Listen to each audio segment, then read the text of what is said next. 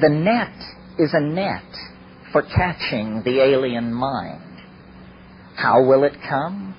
Will it descend upon our websites in a flash of light? I don't think so. How it will come is hacked through human fingers. The alien is real, but it is within us. It can only communicate information, and that information has to be made real in this world by human coders. So if we were to set out lightheartedly to build a virtual reality as alien as we could make it, I maintain that 3/4 of the way our hair would be standing on end, because we would realize we are not inventing this, we are discovering it. You know, Michelangelo said, the form is in the block of marble. What I do is I take away the part that is unnecessary and reveal the human torso within the block of marble. In the same way, the alien is already within us, but we must model it. We must call it forth into a dimension of potential dialogue. And I think that ultimately this is what high-tech society can bring to the shamanic equation. Shamans have been dealing with spirits, entities, powers for more than 100,000 years. But it has always been on a one-to-one basis. One human being at a time went up Mount Sinai to talk to the fire on the mountain. But with virtual reality, we have a technology that allows us to show each other our dreams and, yes, our hallucinations.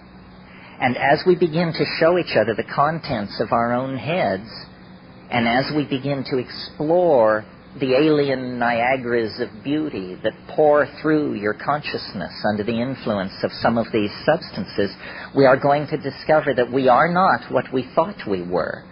The monkey flesh is penetrated by something, dare I say it, divine, or at least alien, transplanetary, and beyond the power of human comprehension.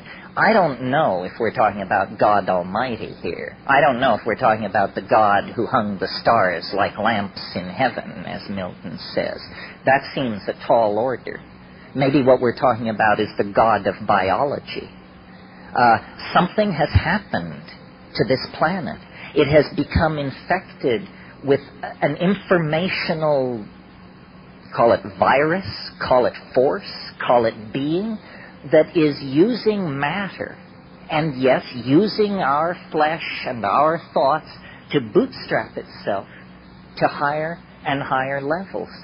And now the prosthesis of machinery and the possibility of an artificial intelligence raises the real option of producing, of actually midwifing the birth of an entirely new, not species, but order of biological and intelligence in existence. The human-machine symbiote is upon us.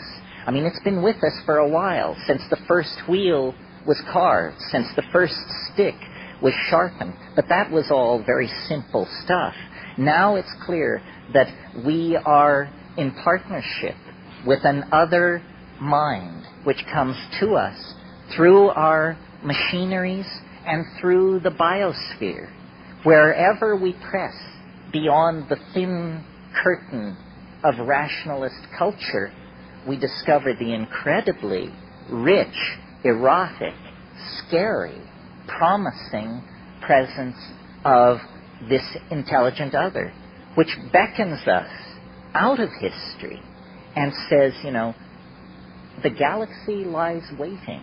A galaxy of galaxies lie waiting. Lose the encumbrances of three-dimensional space.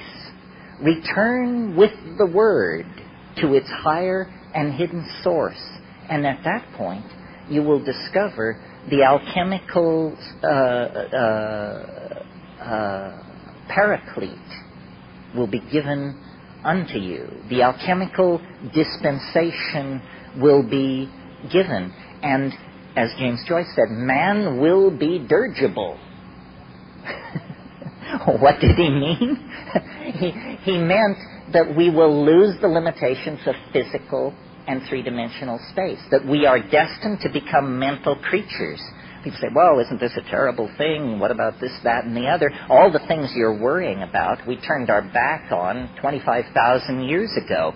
We have been marching through this virtual reality of our own creation for the entire duration of what is called human history. Now, is there a political implication to all of this? I think the political implication is, a personal one. We all must try to understand what is happening. We need to try to understand what is happening. And in my humble opinion, ideology is only going to get in your way. Nobody understands what is happening. Not Buddhists, not Christians, not government scientists, not, no one understands what is happening. So forget ideologies.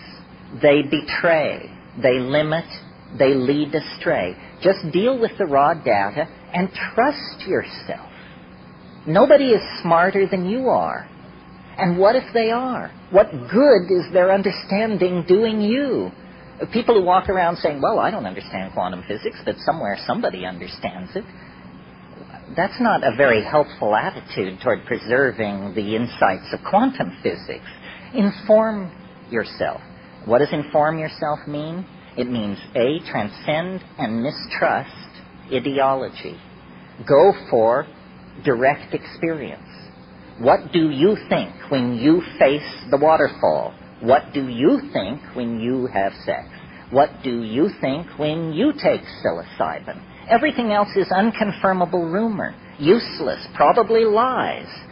So liberate yourself from the illusion of culture. Take responsibility for what you think and what you do.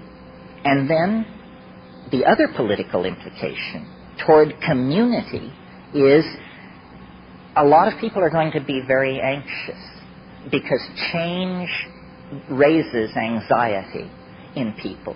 And people who have limited opportunities to educate themselves because of culturally inflicted abuse are scared because they can sense that everything familiar is giving way, but they don't want to embrace the unimaginable.